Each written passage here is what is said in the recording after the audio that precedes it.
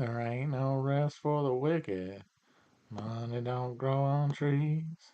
I got bills to pay, I got mouths to feed. There ain't nothing in this world for free.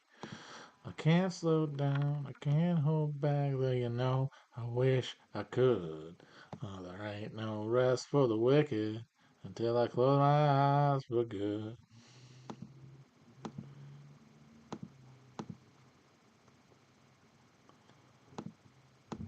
Sign, sign everywhere, sign blocking up the media, mouths to feed, there ain't.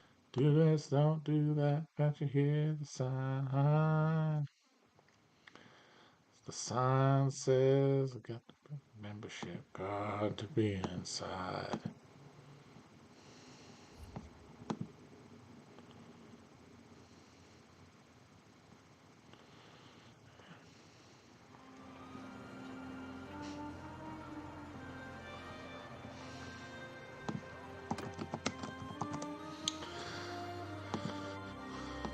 Burp. Oh, you can't hear me. Yeah. Can you hear me? Can you hear me? Someone said they couldn't hear me. Okay, good.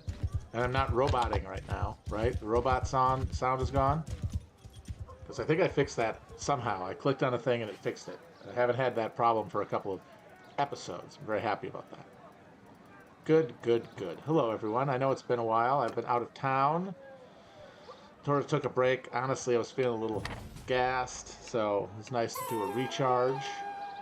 Talk a little bit about the rest of the three-body problem, although honestly, I don't know. The book did not really impress me that much. I gotta say, a lot of it goes down to just the prose.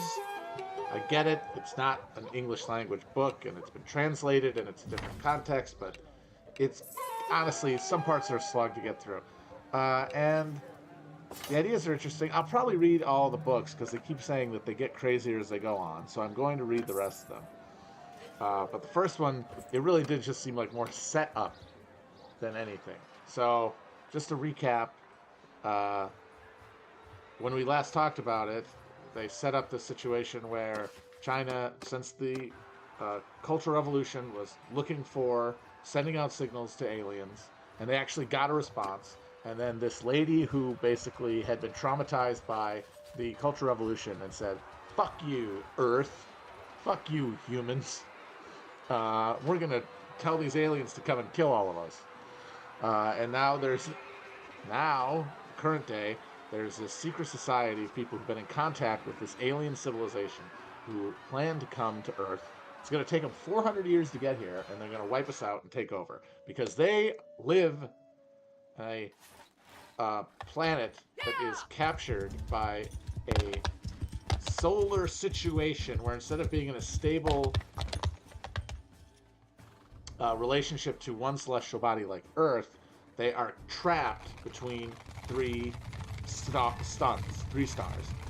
And as such are captured by the three-body problem, which is that when you get two celestial bodies in a relationship to one another, they have very predictable paths. But if you add a third one, it becomes impossible to predict. There's no rhythm to it. It's essential randomness.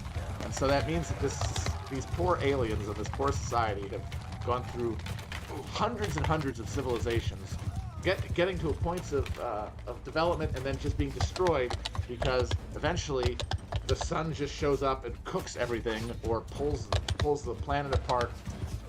And somehow, though, and this is really the thing that strains credulity the most, they are, at the time that they're in contact with Earth, they are an advanced civilization that has somehow been able to build on all of those previous civilizations. And is in the lookout for a new home, since they are waiting eventually for that situation to degrade and then get absorbed by one of these flailing suns. And is it Benioff and Weiss are doing it? Oh, hell yes. Those guys. Well, at least this will be a contained narrative, right? Like, they don't have to worry about having to go beyond what the author has written. So, and we know that was their real problem, because as much as those last seasons are dog shit, when they were adhering to the books, I can't say that I didn't enjoy them. And the whole book basically just sets up this situation, and then it ends. So I've got to read the next one now, which I am. I just started it. When I finish it, I'll talk about it maybe. But for now, I'm not that interested. And it is, yeah, it's a little hard to get through the prose, I gotta say. So far, though, like in terms of interesting ideas, the stuff in the three-body problem, a big point that seems to be made is that you cannot assume that there will be any continuity between human experience and the experience of a different conscious life form that would emerge out of different scenarios. And I gotta say, the premise of, oh, aliens would just treat us like bugs, it's kind of undermined by the fact that they're in direct contact with humans. Because you say, oh, to us, we would appear like bugs. But we don't talk to bugs. We don't write letters to bugs saying, you're bugs. Like, the fact that we can't communicate with animals is one of the things that makes us able to differentiate ourselves and imagine ourselves in a superior position. The whole point here is that they're in constant human conflict or contact. So, I don't know. It doesn't seem like you could really sustain that. But I don't know. We'll see. It's very, I gotta say, it's interesting that the time scales they went with in this. Because by the end of the first book, humankind is now aware that, okay, there's this alien invasion fleet and it's coming. And it's going to be here in 450 years. And that is kind of an interesting question of, like, how do you deal with that? But I don't know.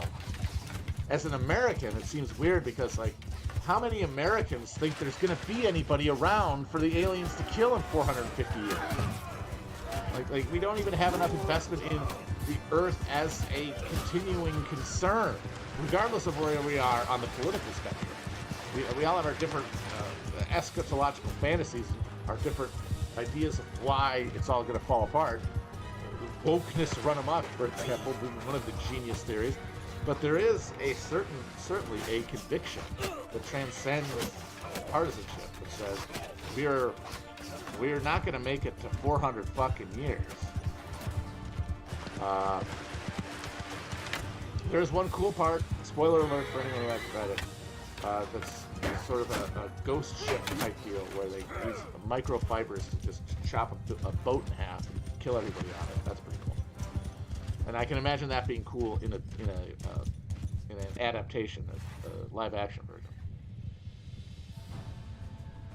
So I will keep reading it and I'll keep people abreast. But I haven't really found much to sink my teeth into in that first one, I have to say.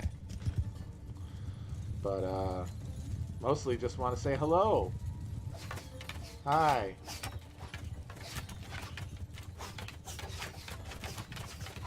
I hope people are watching. I hope people are listening to Hell on Earth. It's finally out. I think it's going pretty well. I actually listened to it. I never was able to bring myself to listen to Hell of Presidents because I sound so stupid to myself. I listen to myself and I'm like, shut the fuck up, make a point. And I get it's different if you haven't heard it, you know, but like for me, I can't handle my extemporaneous speech. But this one, since we wrote it, I've actually been able to bring myself to listen to it. And I gotta say, I think we did okay. I'm pretty happy with how it turned out so far.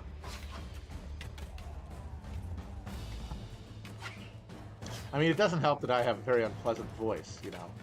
Just this incredible nasal honk. It's helped that Chris is there with his mellifluous, sonorous voice.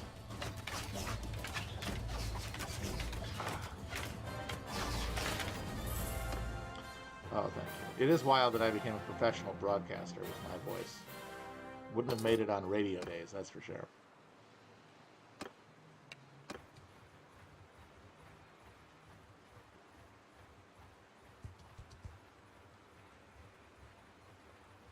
There's not enough Margraves. Sorry. We'll try to find some more Margraves for you in the future episodes. It's just a marquis. It's just a German. It's the German spelling and pronunciation of marquis, which is also a in French and English nobility. It's marcher around the border. It's like, hey, we gotta secure this area from the Welsh or the Poles, and you secure it for us, and you get feudal rights over the area.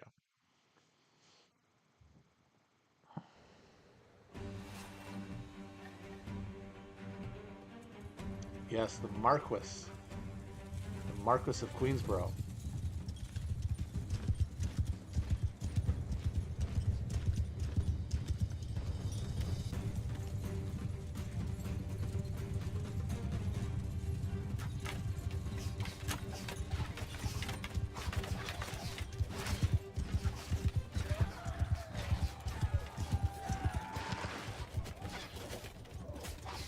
People are asking about video games, and I gotta say, I just have a hard time.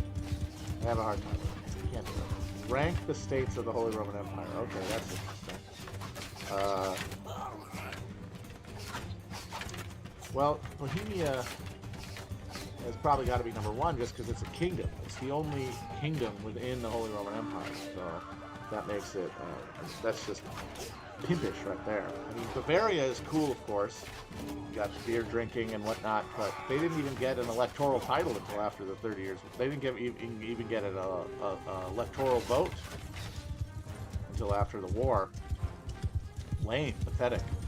If you can't vote for the emperor, what are you even doing?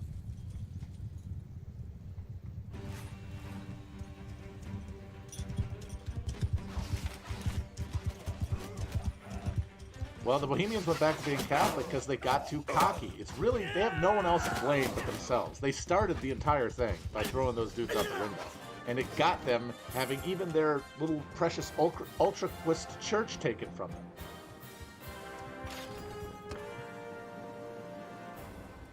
Getting cocky with it.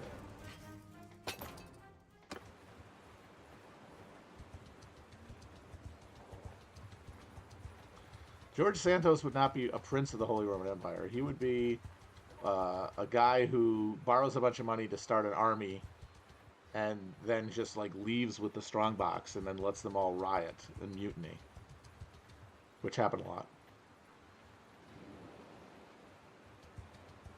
He could definitely be a bishop. That was a great job for a complete scam artist.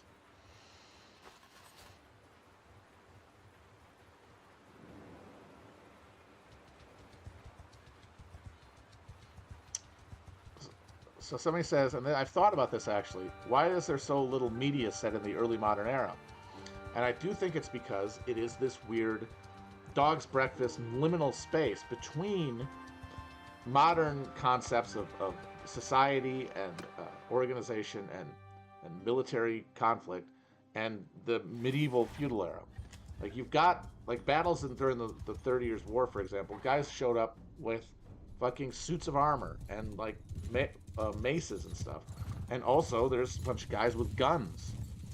It hits the eye wrong. It's for an audience that is not that doesn't know about this period. It just feels like a bunch of anachronisms smashing into one another. People much prefer high. If they're gonna do that era, they want to do high Middle Ages, not knights, all that shit.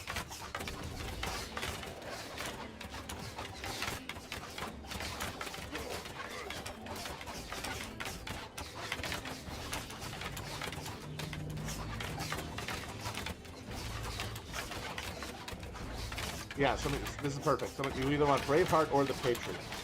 You go on both, and that's era really is both. It's got both that. It's got all that stuff at once.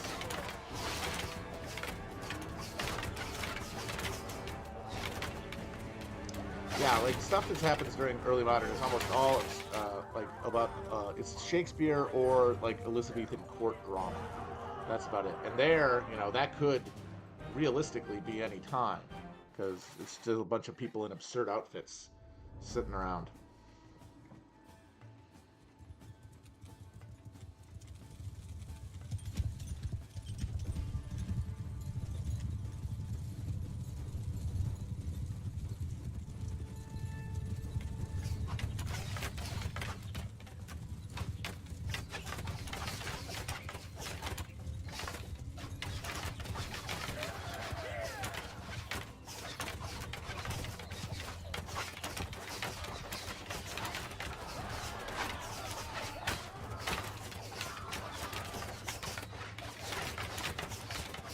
Oh, somebody's asking about Captain Medici.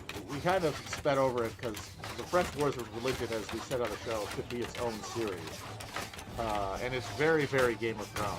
It's got all your Gambo twists and turns that you'd want. Tons of Red Wedding style situations.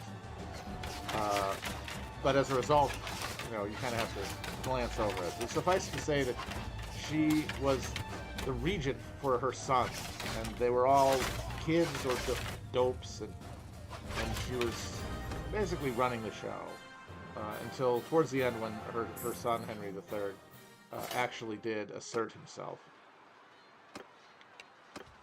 and then got fucking assassinated for his trouble. So maybe you should have listened to Mom.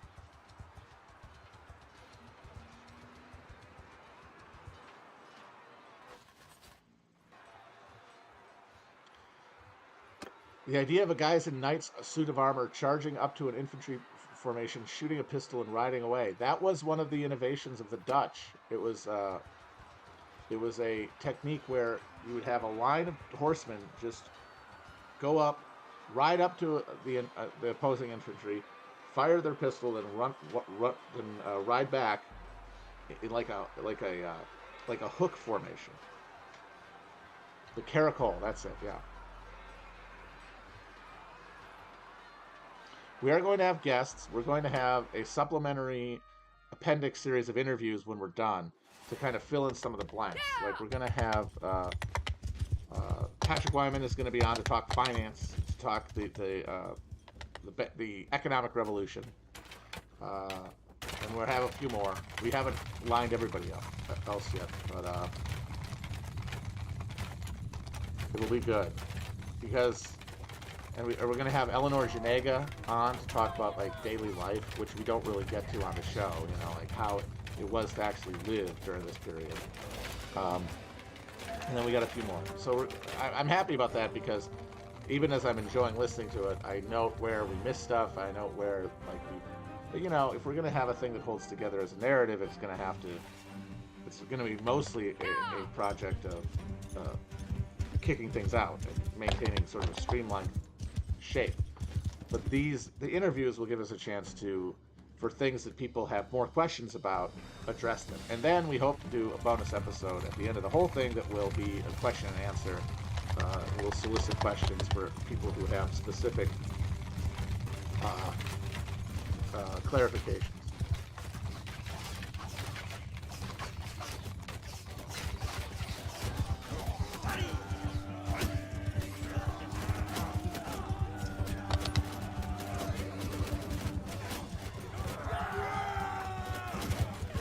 I don't know if Hello Presidents will ever be put on Patreon. I do know that if you go to a certain website where you can watch videos and you put it in there, you might find it.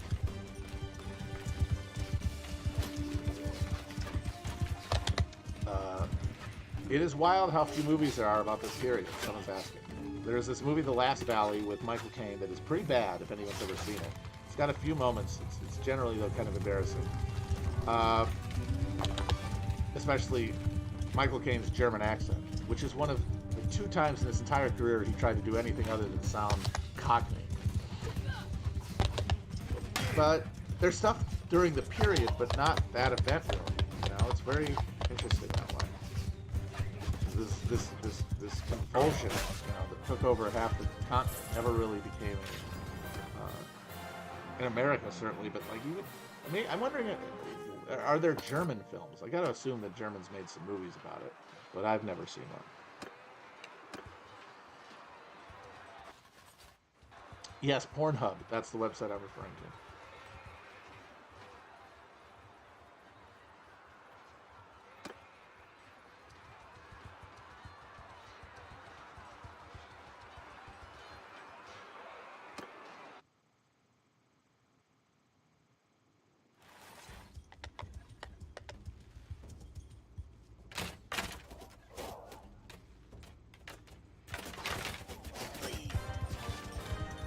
Yeah, Germans get slept on. I mean,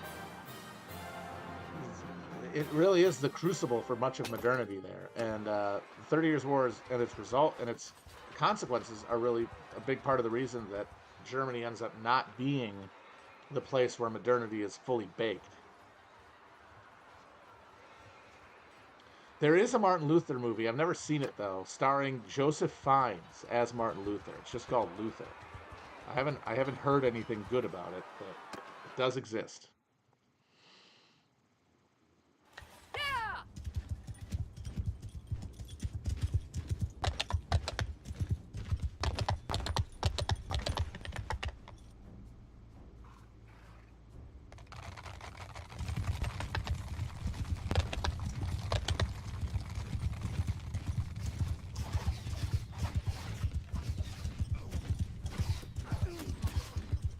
Wait a minute, there's a TV. Oh, okay. Yes. The Idris Elba show. That's not actually called Luther. Hilarious. The only movie I know of that really does a good job of dealing with the mercenary warfare, not of this period, but the generalized like mercenary warfare of the era and going earlier, is Paul Verhoeven's Flesh and Blood, if anyone has seen that. That's about Rutger Hauer plays a mercenary captain in the Italian wars who's like moving around his loyalties. And one of the things that made the Italian wars so horribly wasteful is that there were plenty of opportunities for one side or another to gain something like a victory that were thwarted by the fact that it was not in the interest of any of these mercenary captains, who were known as condottieri, which is Italian for contractor, to end the war. And it was also not in their interest to risk the armies that they had put together in open battle. So they would just sort of dick around and despoil the countryside for long periods of time. And that is one of the real downfalls of the Italian city-state model, which otherwise did a lot to build economic institutions that were incredibly precocious for the period. But they also ended up having to rely on foreign military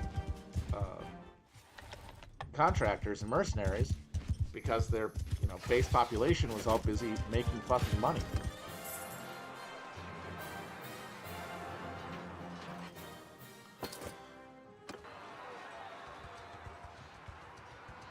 And so then the big boys came down and just fought over it for 100 years, and all that energy moves up the Rhine.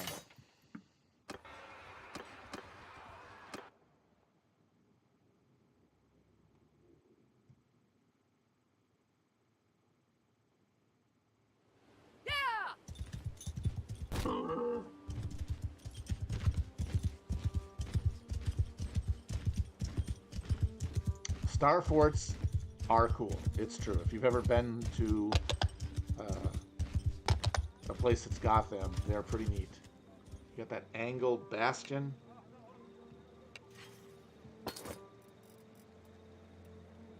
That's right. There is this Spanish movie called Captain Alisteri. There's also, is there a battle?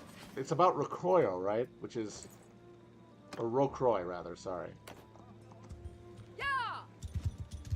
The Battle of Rocroi was between the French and Spanish, and is sort of considered the last stand of the Tercio, the Spanish Tercio formation, before it had to be phased out.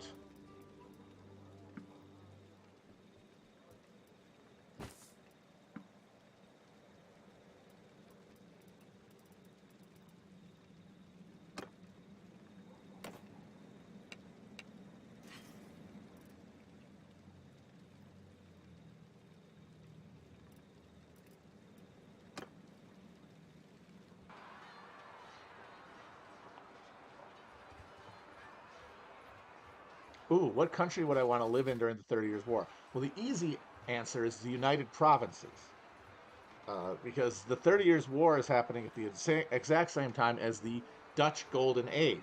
They're technically fighting a war for their survival with Spain, but the lines of that battle are well away from Amsterdam, for example.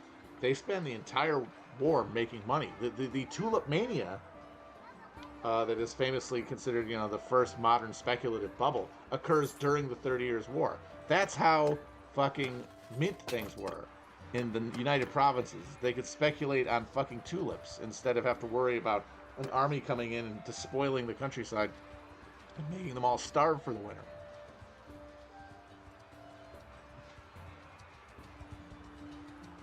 Because that's technically a place that's involved in the war, but it has very little danger of involving any of the actual fighting.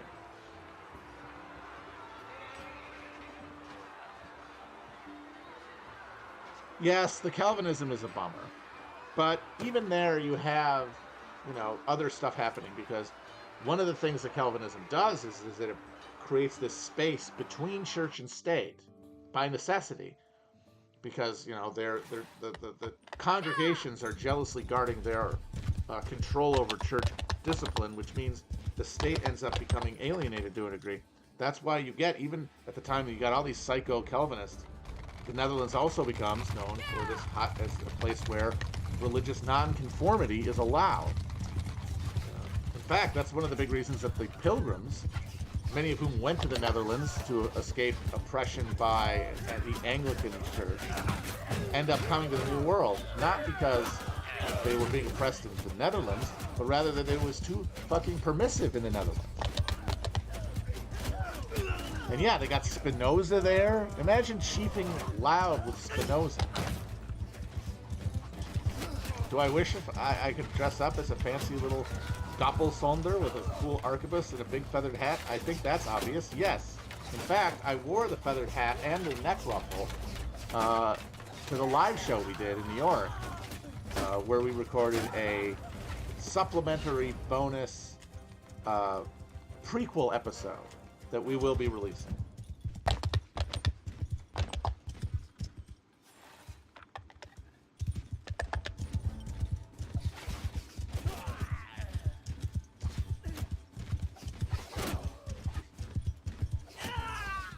Oh, where would I least like to live? Oh, well, obviously Germany. But not all of Germany got hit as bad. I'd say Bavaria would be where I would like to avoid. The area between Bavaria and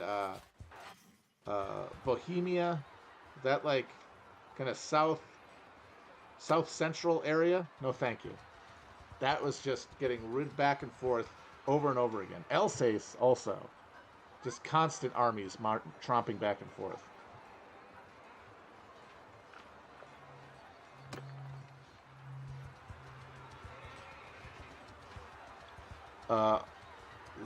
Also, the Virginia colony would be no fun. New England was actually thriving during this period, and it was one of the few places where Europeans were doing better than average, and were having eating more than they would have been otherwise. But Virginia at that point was fucking brutal. They didn't really get their shit together until the second half of the century.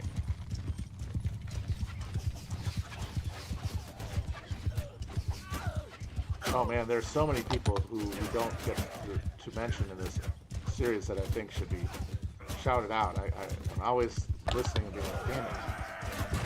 We should have talked about that person. Let me think of something.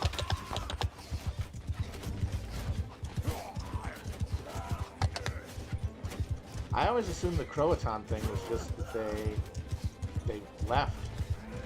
They're like, fuck this, and they went off with some Indians.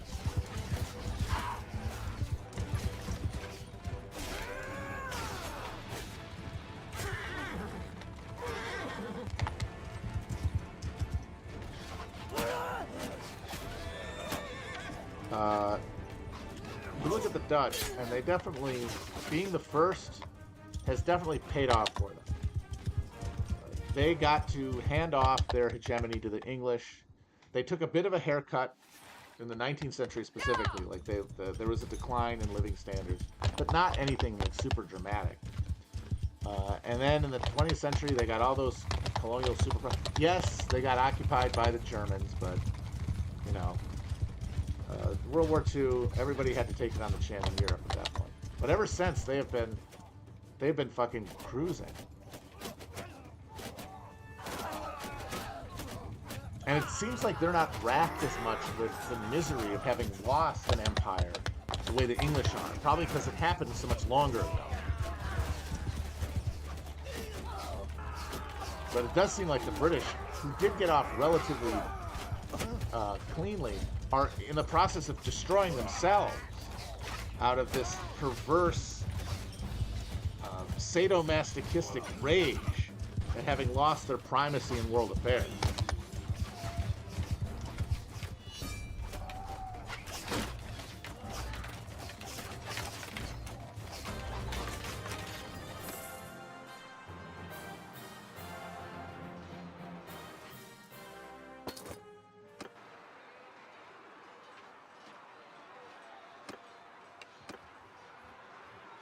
Yeah, like they had Indonesia. They did all kinds of colonial crimes over there.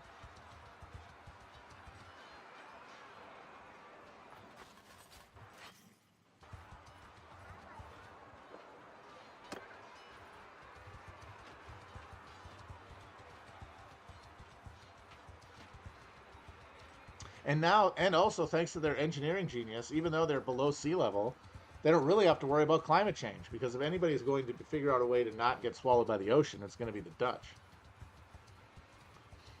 Yeah, they've got right-wing anti-immigrant sentiment, sure, of course, everyone does now. That's unavoidable. But they're also not like self-consciously disassembling their state the way that the English are.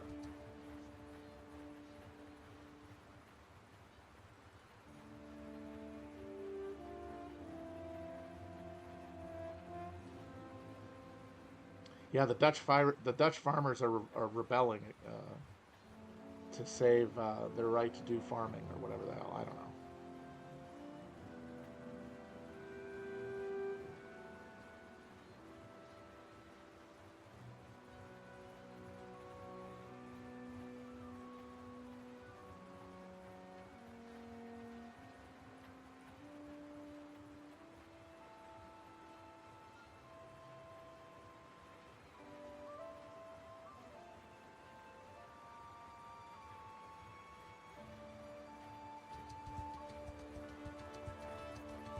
The Dutch did kick our ass in the World Cup. That's true.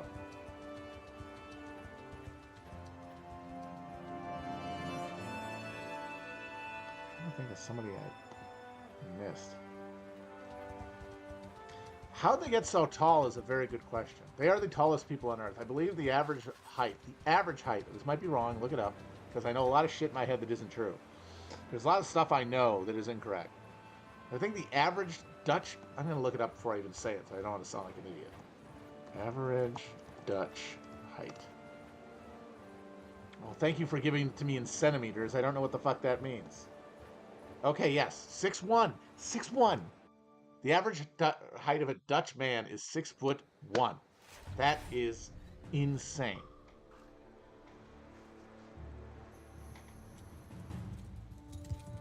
And I've been there and I've seen it. It's wild. As a tall person, I get used to being the tallest person in a room, and when I see people who aren't, even though I don't want to, I get this like reflexive kind of like I kind of like stand up straighter. It's nothing I'm proud of, but it's definitely a real thing. And I would just be like, in a bar or something, and just look at these fucking just giant blonde guys. I guess all the short Dutch people who got drowned by the levees and dikes and stuff.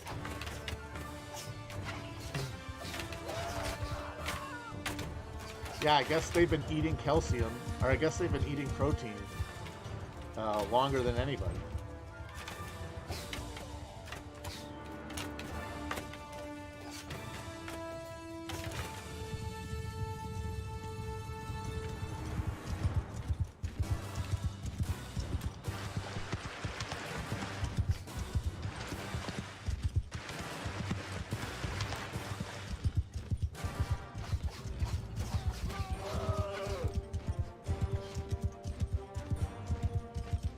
Ooh, this is a very interesting question. What's the stupidest accent?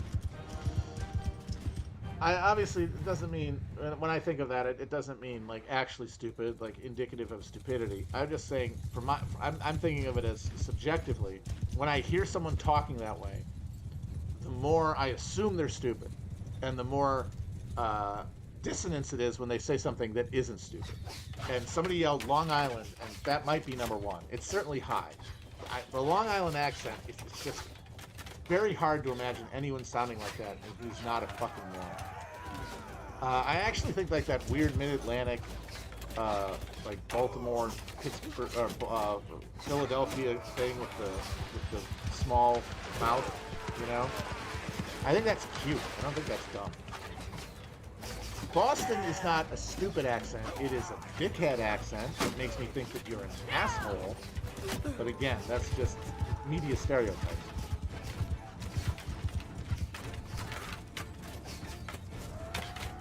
I mean, people say the South, and some Southern accents, obviously, you know, they talk slow, but I don't know. There's something about Long Island. It's like a conscious, willed ignorance. Of course, not true, but it's my own prejudice. I mean, the accent of my people, I think, is pretty stupid sounding. Like northern Midwest accent. I mean, Fargo, for example, like those people don't sound that smart.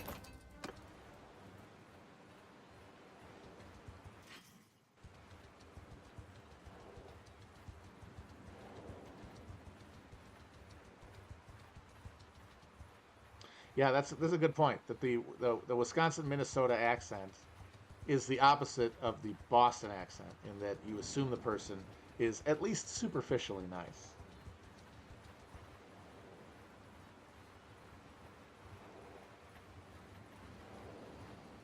And I would say that like Midwest nice is real, but it's of course not authentic because nothing is. You know, everyone's performance of self is to some degree self-conscious and being triangulated between the people that you know and your expectations.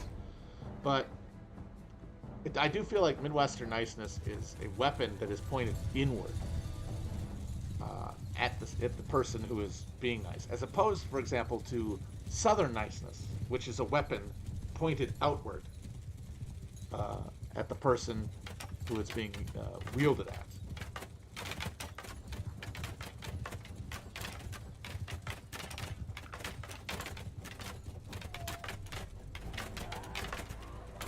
I mean, the California accent is pretty dumb. I mean, California speak with the uptalk and everything is associated in many with all of the cliches of vapidity and empty-headedness. Of the Chicago accent, oh my god, I love that one. Freaking Chicago.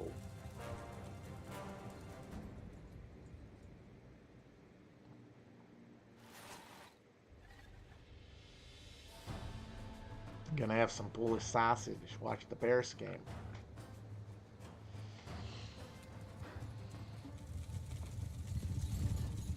Chicago really is New York if they'd gotten Polacks instead of Jews.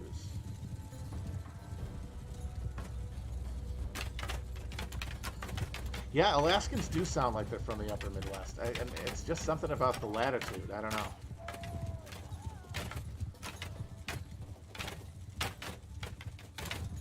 Oh no, somebody asked what the best accent you can do. I am the worst judge because I think I do a few accents very well, and many people insist to me that I do them very terribly, so I give up. I have no faith in my own work anymore.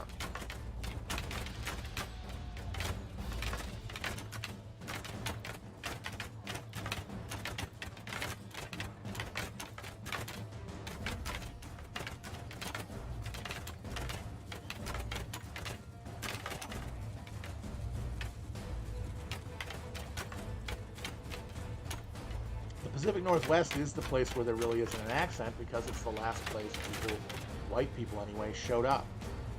It's the last place that you have like a real concentration of people. So it is, everyone's from everywhere else is so it flattens out, and it's concomitant with mass media.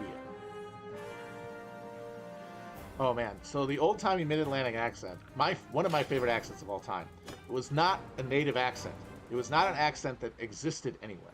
It was an accent that was taught to actors and broadcasters. It was considered a classy way to speak if you were going to be on the radio, for example.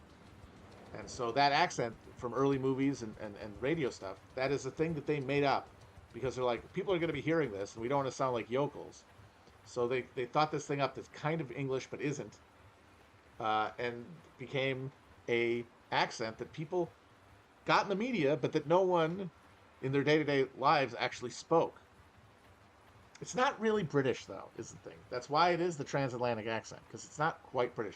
Because it does not resemble specifically any actual existing British accent. Maybe Katharine Hepburn. She might have been the only native speaker of transatlantic English. There's probably a few pockets of Connecticut where people were able to put that together. Now see here, Buster.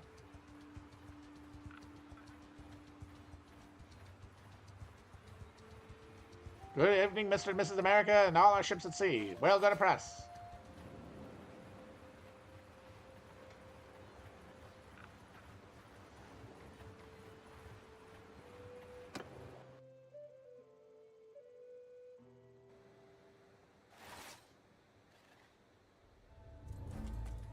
This is interesting. Someone is saying that Australian news people have a fake accent. And I can believe that, because if there's any group of people that are probably collectively embarrassed of the way they talk, it's got to be Australians, right? Because if you want to talk an accent that kind of makes you sound dumb.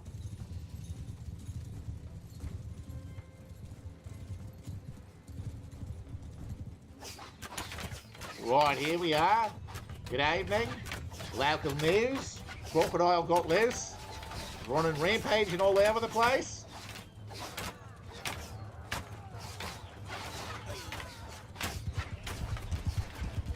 Nair. Where they say no. Nair.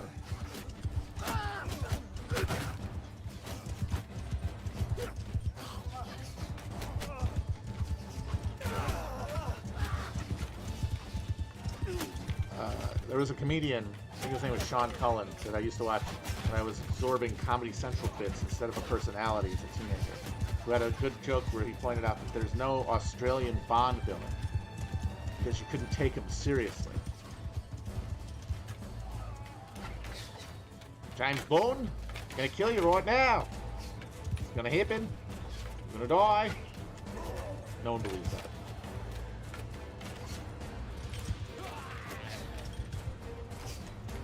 I do hope we get to tour Australia at some point and just do their dumb voices at them until they have a riot.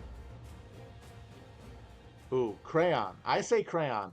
Many people who I grew up around say crayon. It's like one thing. Or crayon, rather. A lot of people say crayon. I say crayon. I always said crayon. Always said crayon. But I'm weird. I say February. I say the R in February. The second R. Wait a minute. The first R.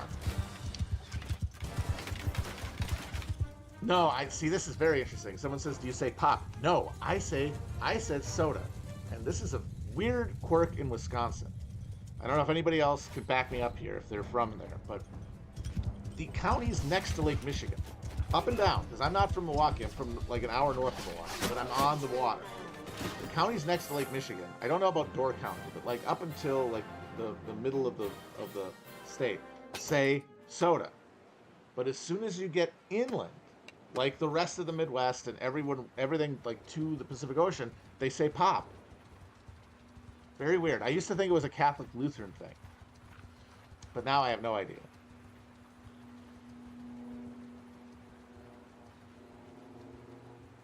Did Sean Cullen do the bit about REM singing the Bond song? Yes, and also Dylan. Yeah, it was a great bit.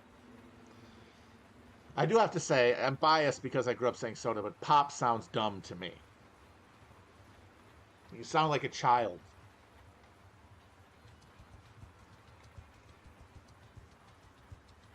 Okay, I don't think I say bagel weird, though. That's right. I say it normal, right? I don't even know how what the Wisconsin bagel is, because I just said bagel normal, right? Bagel. That seems see that's not intuitive at all to me. I feel like I should. I grew up there, but I don't say bagel. I say bagel or bagel. Bagel. Oh god damn it! Now I'm in my head. How do I say it? Bagel. I'm gonna get some bagels. Now I don't even know how I say it. Bag.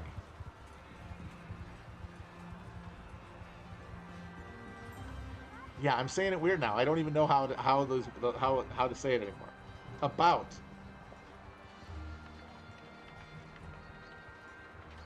Now I'm saying bagel. Bagel, right? Bagel. There it is. That's how I say it. And that's normal, right? Bagel. Okay, good. I knew it. I knew I said it normal. You guys got my head. I say it normal. It's a bagel. Fuck off. Never calling it a bagel. That's not how I roll. We did call water fountains bubblers. Apparently, Wisconsin and Western Massachusetts are the only places that do that, and it's because of a company that had a certain branded water fountain that was found in the region. Also, the only places in the U.S. that have cranberry bogs. Oh, Rhode Island also? Oh, yeah. Well, that makes sense. Australia's calling them bubblers too? Bubbler. Hey, we're gonna drink at bubbler. Gonna go get a drink at the bubbler. Yeah, right. Gonna go down to gonna have a drink down at the bubbler. That's content right there. Just saying bubbler over and over again in an Australian accent. Oh, it was always a crock pot. A crock pot. I don't know what the fuck a slow cooker is. It was a crock pot. Motherfuckers eating out of slow cookers? Get the fuck out of here. It's a goddamn crock pot. The weirdest one, though, and I honestly don't know if this was just my hometown, but we called Sloppy Joes were called hot tamales.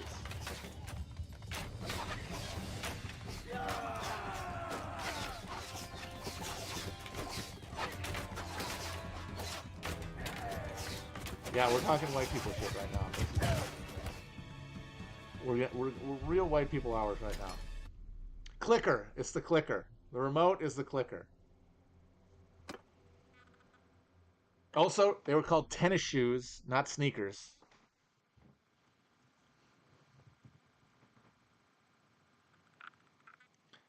Yeah, the hot dish thing is more Minnesota. I never heard anybody talking about a hot dish. I certainly heard about people cooking in a crock pot, though. What did we call immigrants? Buddy, you don't want to know. The only minorities in my hometown growing up were Hmong refugees from the Vietnam War. And it's amazing. They had every single stereotype associated with black people or Latin American immigrants elsewhere. One of the things that really taught me early on that it was mostly bullshit. Because it's like, this is a coincidence. All these people from all these different parts of the world all have the exact same cultural character defects. Cricks. It's a crick, not a creek.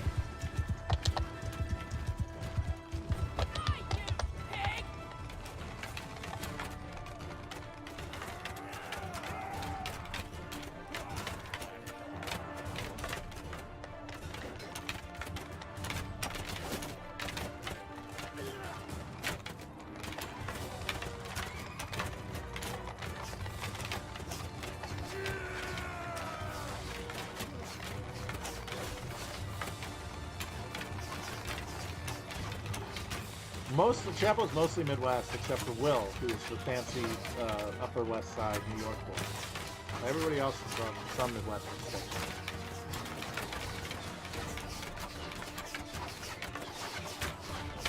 How do I pronounce beer?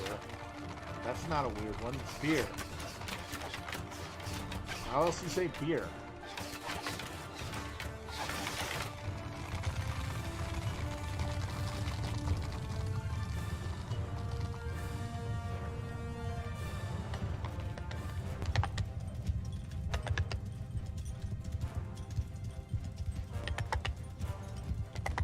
Milk? Who says milk? I guess I've heard some people say milk, but I don't say milk. I say milk. Yeah! And yes, crayfish, not crawfish.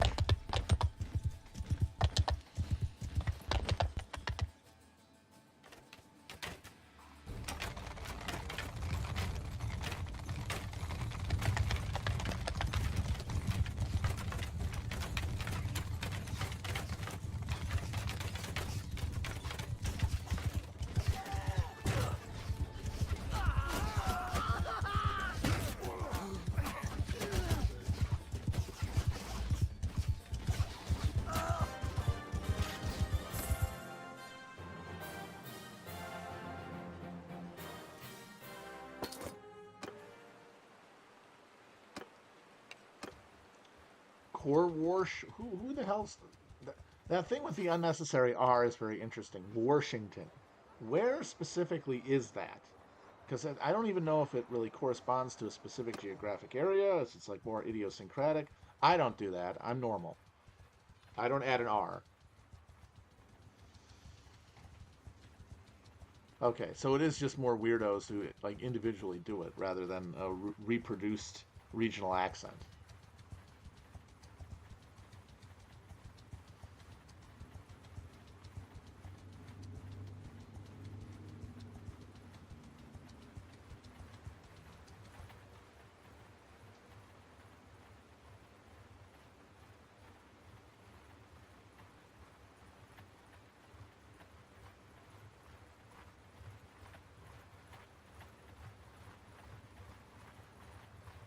Texas, apparently. Interesting.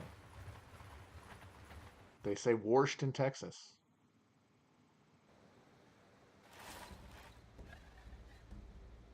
And Iowa, too. See, this is all over the place.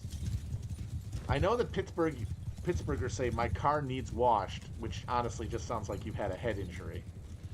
Like, you should go to the doctor if you say something like that. They should give you an MRI.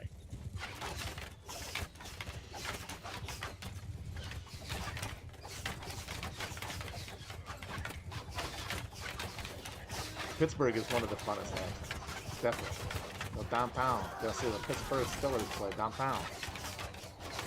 The fact that they say jag off, delightful.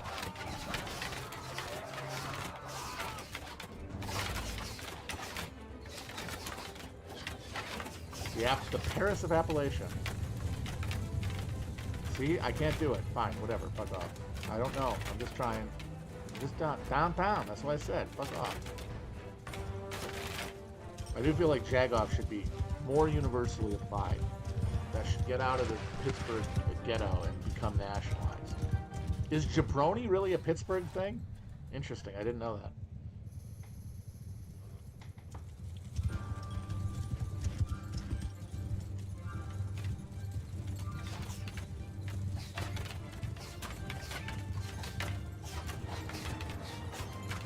Somebody asked an interesting question. What if the U.S. had never revolted against England? And the fact is, that's going to happen at some point.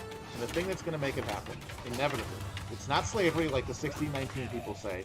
It's not taxes and tea duties like the history books say, like the elementary school, like high school history is. It's the Proclamation of 1763. That guarantees some sort of conflict between the colonists and England, because it put the colonial interest in expansion in direct conflict with England's presiding national interest in restraining migration and restraining westward expansion of colonists. That was certainly the thing that pissed off George Washington the most, whose entire career was based on land speculation, and required that that frontier to continue going out if he was going to keep making that fucking money. But for the English, like, it was a cost-benefit analysis that told them it is too expensive for us to garrison this frontier.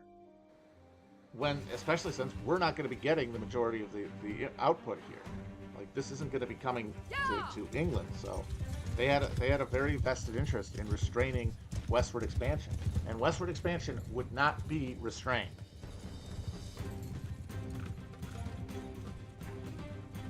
I do think that that is one of the signal problems of the 1619 project. Is in order to make their case, they have this incredibly specious argument that it was English pressure and threat to end slavery that led to the American Revolution.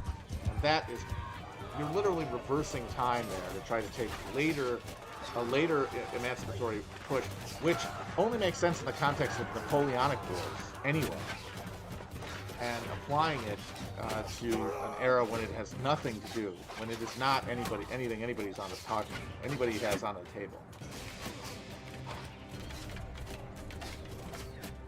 Ending slavery for the English was part of their geostrategic great game with France. This is something that CLR James talks a lot about in Black Jacobins. They were able to replace enslaved labor in their colonies with indentured labor from India at that point, which they would not have been able to do during the American Revolutionary era.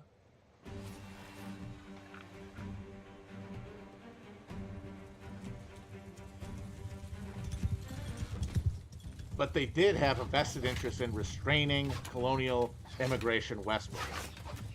It would not be restrained. None of the forces, none of the burgeoning concentrations of capital in America would have seen that happen.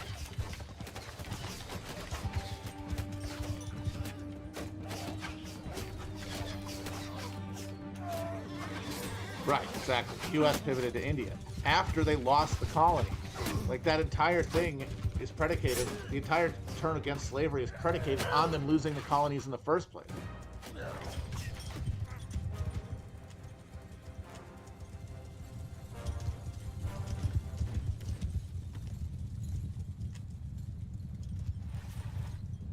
I have not read the Dominion of the Draka books, but I did, like, one time find out about them, and I, like, through clicking on Wikipedia, and I did, like, read the lore, and I was intrigued by the idea.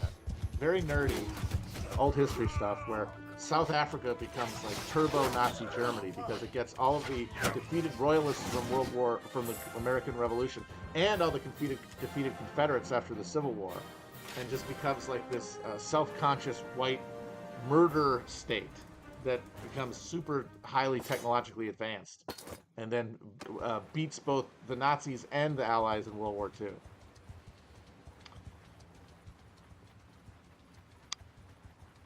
But of course, what that is silly, because those white states that we actually got were pretty lame and got their asses kicked relatively easily.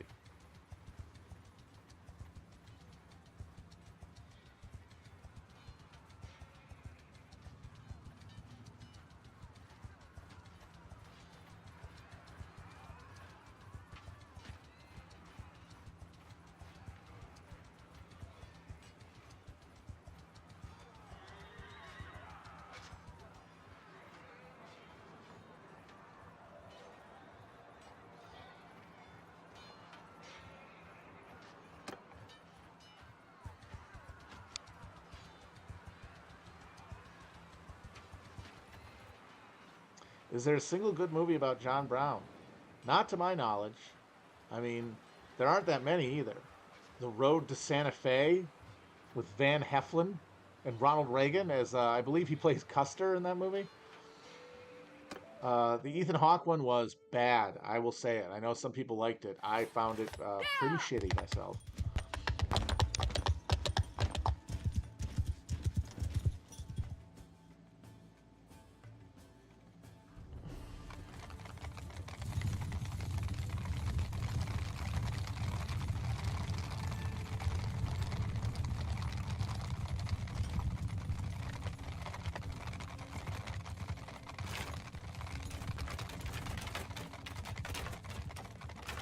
Yeah, exactly. If there's a good John Brown movie, it's just Avatar.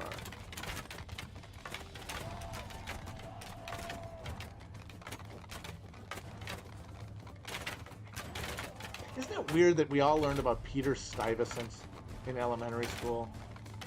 Or maybe junior high? I've thought about this because we mentioned him a little bit on the Hell on Earth. Why? So, do we not all learn this? Because to me, this was a guy who was always in every single American history textbook.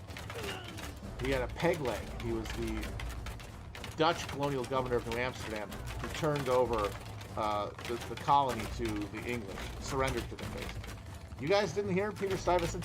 I wonder if this is a generational thing. And Peter Stuyvesant is a guy who's just like in the curriculum up through like the middle of the 20th century. And so anybody who went to a public school, certainly, up until like 1990, got Peter Stuyvesant.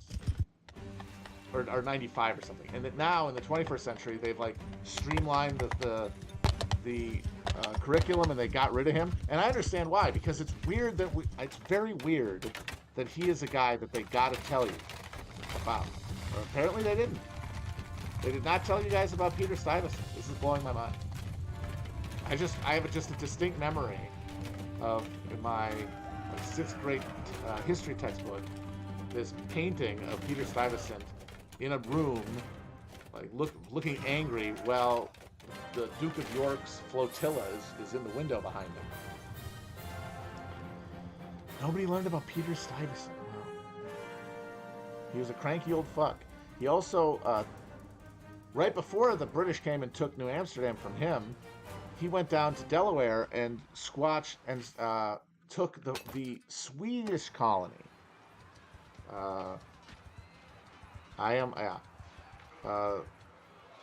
The Swedes had a colony, Delaware, and they filled it with Finns, because Finland was like a outpost of the nascent Swedish Empire there in the Baltic, and there were these like forest-dwelling Finns, and they were basically like pagans, like they lived with themselves.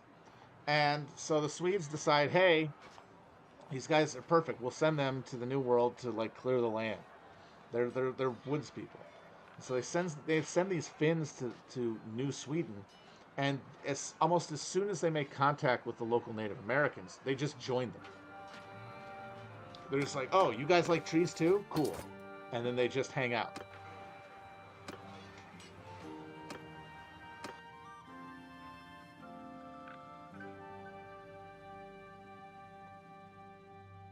But yeah, you can thank the Swedes for why Delaware exists. You can thank the Swedes for Joe Biden and high credit card interest rates, unregulated insurance industry, tax haven. Oh, and Elon Musk buying Twitter. All of that you can blame on the Swedes. Fucking Chancery Court. Yes, if Delaware didn't exist, it would have to be created. It would probably be Rhode Island, because it's not the only tiny state that could leverage, its regulatory capacity as a value add in the market.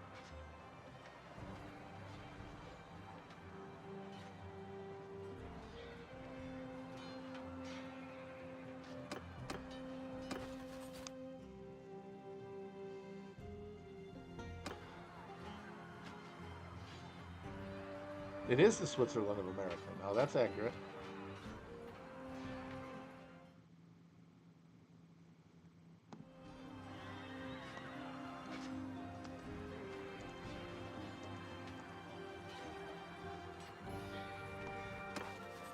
Delaware really has been floating on that first state thing for a long time.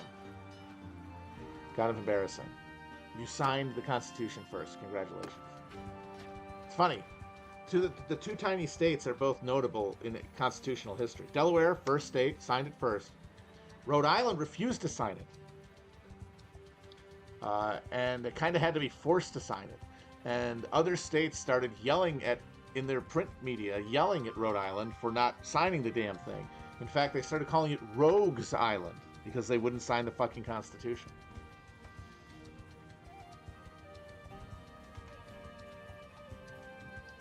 And part of that is because Rhode Island was the most Simon Pure Federalist stronghold, the one most hostile to any sort of democratic governance, really. And that lasted for a long time. In fact, it got so bad that there was eventually an armed rebellion in Rhode Island by a guy named John Dorr, known as the Dorr War, or Dorr's Rebellion. I'm sorry, Thomas Dorr. Like these guys, they were trying to expand the franchise, and the existing government wouldn't do it, so they rolled a fucking cannon up to the State House. Yes, the Dorr War. D-O-R-R, not E-R. The Jimmy Dorr War.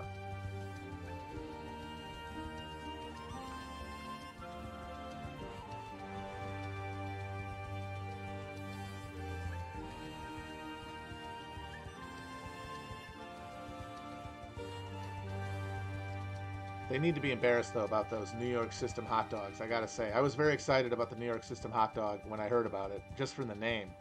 Then I had one, and I was like, this is only okay.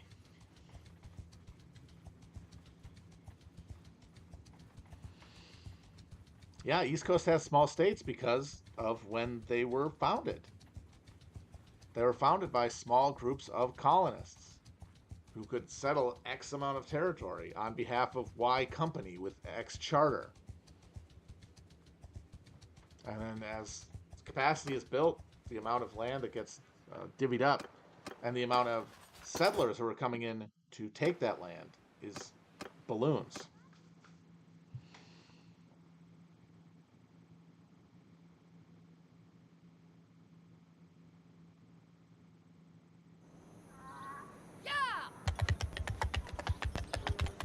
Feels like Rhode Island should have more seafood-based foods, like that are notable and unique. I can't. What do they have? They should have like more. Like they should have their own type of chowder. Does Rhode Island have a chowder? Fried clams. You fry a clam. That, wow, amazing. I mean, Maryland's got the blue crabs, so they have that. No seafood. No special seafoods. What the fuck, man? What the fuck? Call them chowder. I'm sorry. New England is too broad of a category. You should have claimed that shit. You should have said Rhode Island clam chowder.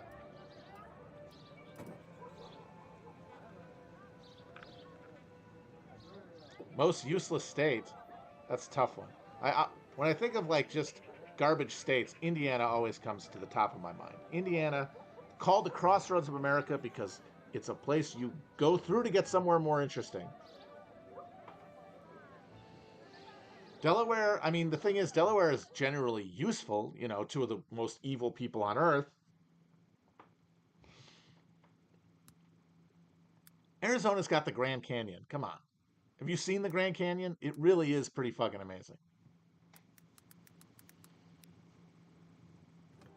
Somebody asked the worst regional cuisine, though, and I'm thinking about that.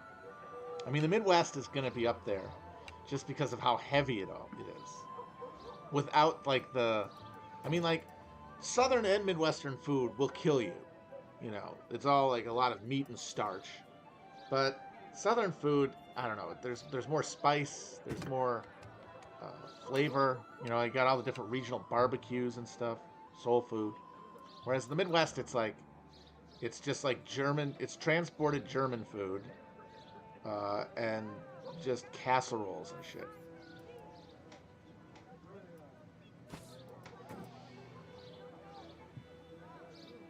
Yeah, the Pacific Northwest doesn't have an accent, doesn't have a cuisine, for the same reason.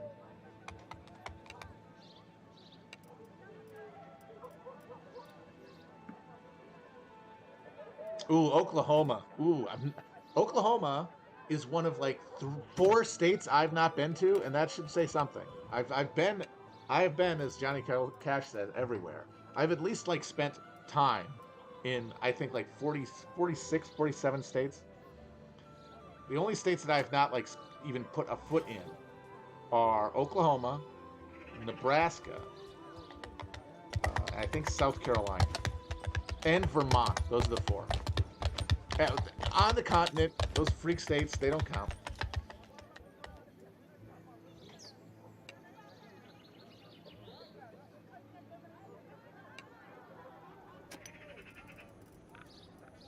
I guess, yeah, salmon. The Pacific Northwest would be salmon. For now. See how much longer that lasts. I know, I feel like I want to go to Vermont. We were in New Hampshire for the primary, and I kind of wanted to go to Vermont just while I was there, but I didn't have a chance.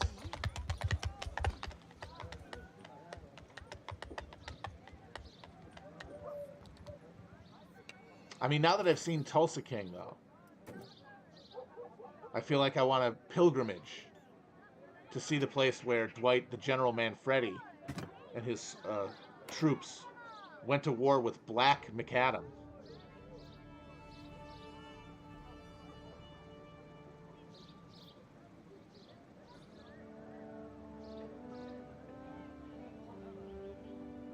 Vermont is an interesting state just demographically.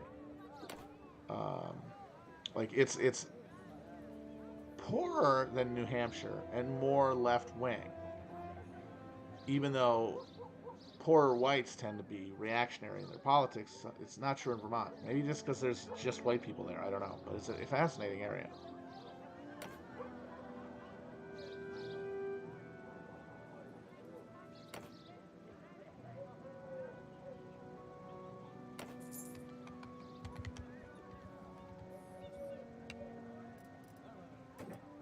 What do you think about modern disability politics, Pat? Wow, I'll end on that one. I won't say too much. I don't want to. I mean, anyone who listens to this understands. I'm not going to get canceled. I just don't want to insult people. But I do think that a lot of disability politics is people desperately seeking a subaltern status. And I say that as somebody who is, I'm sorry, way more disabled than many of the people who I see make it the fulcrum of their political identity. You know, like they pitch it as like, well, I have to be the defender, you know, because of how of the trauma that my life has been trying to be disabled in this country. It's like, not really. Not really. And you can't argue that you're part of a community because due to the incredible variety of what it counts to be disabled, I mean, my God, by certain definitions, you could say everybody is fucking disabled in one way or another. That there is no community to speak for. I sure as shit don't feel like I'm part of some community.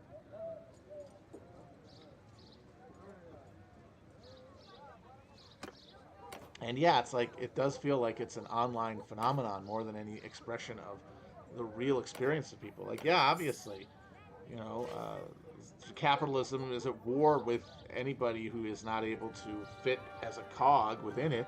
That's true. Yes, read Caliban the Witch and all that.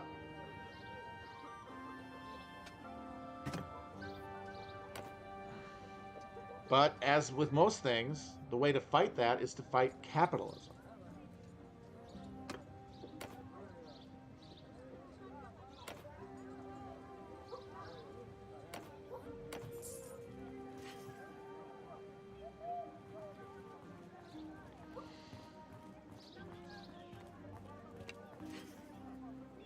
And trying to play gotcha with people for being discriminating against your disability of whichever one you have it's a recipe for the opposite of that.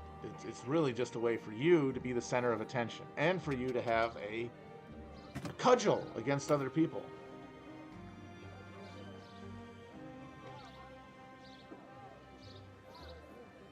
I just remember finding out that like somebody who was like a big time disability rights person had type 1 diabetes. And I just thought that was funny.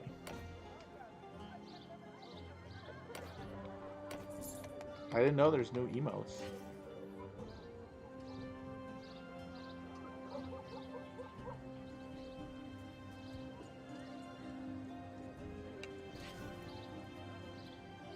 All I know is that as somebody who is really only thinks of their disability when forced to by these people trying to turn it into identity in a way that, I mean, identity politics themselves of all stripes are a dead end, including white ones, which, like, people who say I hate identity politics and then are Republicans. It's like, the Republican Party is just a giant ID poll factory, you fucking morons. It's a question of what the identity is. You get an option, you get a pick. Uh,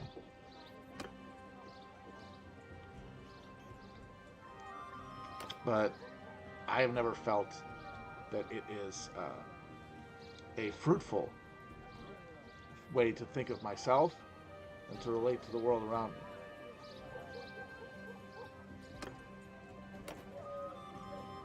I remember I was a freshman in college, and I had a cane at that point. I had gotten out of my wheelchair that summer, and I had like progressed from braces and crutches to one brace and one crutch to no braces and a cane. And I got rid of the cane by the end of my first semester. But during that first semester, I had a cane, and I was in a class which was down a hill, and I had to walk up and down to the hill.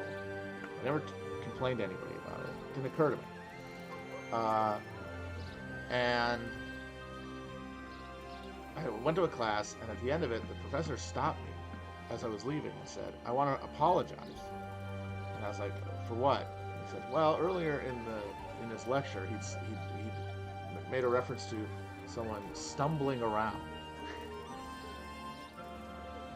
and he thought that after he said it, he realized, oh, this guy with the fucking cane, he might be triggered by that." And it had not even, it had not even crossed my mind as he had said it. Like, it had not registered to me. It had not related to me. There had not been an instinctive reaction to me. And I feel like that is where we are now. Everyone is, and they're not doing it on purpose. There's nothing else to do. So focused on ourselves as the only point of meaning in the world uh, that we're compelled to uh, relate everything to ourselves, and that makes all communication and interaction a fucking minefield.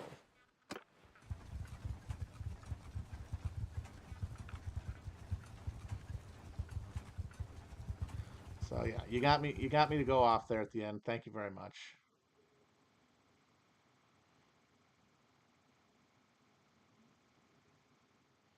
But then again, maybe I'm just an Uncle Tom of disabled people. Maybe I'm the Candace Owen of disabled people.